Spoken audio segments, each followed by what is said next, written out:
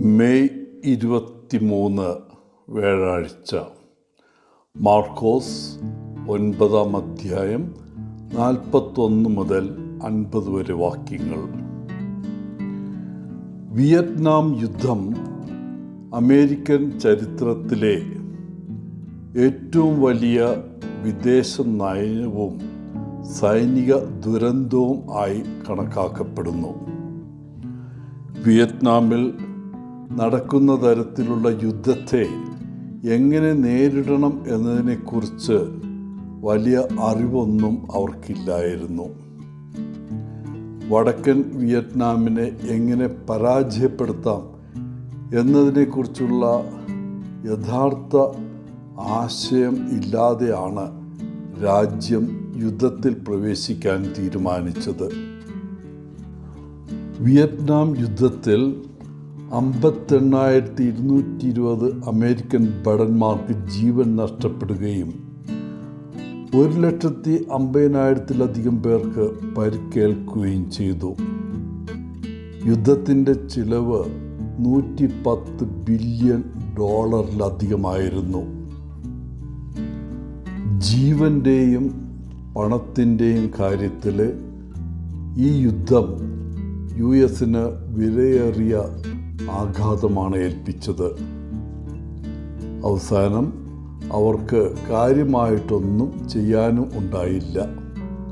മാത്രമല്ല, വർഷങ്ങളോളം മറ്റ് രാജ്യങ്ങളിൽ സൈനികമായി ഇടപെടാൻ തയ്യാറാകാത്ത ഒരു പൊതുജനത്തെ സൃഷ്ടിക്കുകയായിരുന്നു.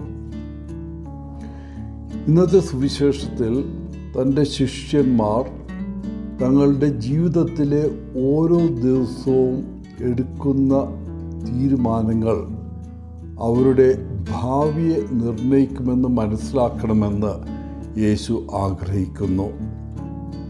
അവരുടെ തിരഞ്ഞെടുപ്പുകൾ ഇഹലോകത്തും അവരുടെ സന്തോഷത്തെയും സമാധാനത്തെയും ബാധിക്കും. അതുപോലെ തന്നെ മരണശേഷവും പരലോകത്തും അത് ബാധിക്കുമെന്ന് അവരോട് യേശു പറയുന്നു. കർത്താവ് പറയുകയാണ്, നിങ്ങൾ ക്രിസ്തുവിൻ്റേതായതിനാൽ നിങ്ങൾക്ക് ഒരു കപ്പ് വെള്ളം കുടിക്കാൻ തരുന്ന ഏതൊരാൾക്കും ഞാൻ നിങ്ങളോട് പറയുന്നു, തീർച്ചയായും അതിൻ്റെ പ്രതിഫലം നഷ്ടപ്പെടുകയില്ല. എന്നിൽ വിശ്വസിക്കുന്ന ചെറിയവരിൽ ഒരാളെ ആരെങ്കിലും പാപം ചെയ്യാൻ ഇടയാക്കിയാൽ ഈ വ്യക്തികൾക്ക് ഗുരുതരമായ പ്രത്യാഘാതങ്ങളുണ്ടാകും. ഒരു വലിയ തിരികല്ല് കഴുത്തിൽ കെട്ടി കടലിൽ എറിയുന്നതാണ് അവർക്ക് നല്ലത്. വീണ്ടും യേശു പറയുന്നു, നിങ്ങളുടെ കൈ പാപം ചെയ്യാൻ നിങ്ങളെ പ്രേരിപ്പിക്കുകയാണെങ്കിൽ അതിന് വെട്ടിക്കളയുക. ഗഹന്നായിലെ കെടാത്ത തീയിൽ പോകുന്നതിനേക്കാൾ അംഗവൈകല്യം സംഭവിക്കുന്നതാണ് നിനക്ക് നല്ലത്. നമ്മളെടുക്കുന്ന തീരുമാനങ്ങൾ ഓരോ ദിവസവും എന്തുമാത്രം നല്ലതിനാണ് എന്ന് ചിന്തിക്കുക നല്ലതാണ്. എൻ്റെ നന്മ മാത്രമാണോ, അതോ എൻ്റെ ജീവിതത്തിലും നമ്മുടെ ലോകത്തിലുള്ള മറ്റ് ആളുകളെക്കുറിച്ചും എനിക്ക് ആശങ്കയുണ്ടോ?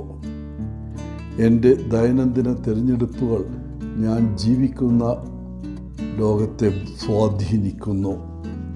എൻ്റെ തിരഞ്ഞെടുപ്പുകളാണ് എനിക്ക് സമാധാനവും സന്തോഷവും ഒരു പരിധിവരെ എൻ്റെ ശാരീരികവും മാനസികവുമായ ആരോഗ്യവും നിർണ്ണയിക്കുന്നത്. ഇന്ന് നമുക്ക് നമ്മോട് തന്നെ ചോദിക്കാം, ഞാൻ ഇന്നെടുത്ത തീരുമാനങ്ങൾ എന്തൊക്കെയായിരുന്നു? മറ്റുള്ളവരുടെ ആവശ്യങ്ങൾ നിറവേറ്റുന്നതിനോ അതോ എന്നിൽ മാത്രം പൂർണ്ണമായി ശ്രദ്ധ കേന്ദ്രീകരിച്ചിട്ടുള്ള തീരുമാനമായിരുന്നോ? ഇന്ന് എനിക്ക് ലഭിച്ച ദാനങ്ങൾ എന്തൊക്കെയാണ്? അതിന് ഞാൻ നന്ദിയുള്ളവനാണോ? ഇനി ഒരു പുതിയ ദിവസം പുലരുമ്പോൾ വ്യത്യസ്തമായി എന്താണ് ഞാൻ ചെയ്യാൻ ആഗ്രഹിക്കുന്നത്? പ്രിയപ്പെട്ടവരെ, ഓരോ പുതിയ ദിവസവും ഒരു സമ്മാനമാണ്, ദാനമാണ്. അത് നന്നായി ആരംഭിക്കുവാനുള്ള ഒരു അവസരമായി കരുതുക. എല്ലാവർക്കും നല്ലൊരു ദിനം ആശംസിച്ചുകൊണ്ട് ഒത്തിരി സ്നേഹത്തോടെ പോളച്ചൻ CSSR ഫ്രം കൊത്തഗിരി.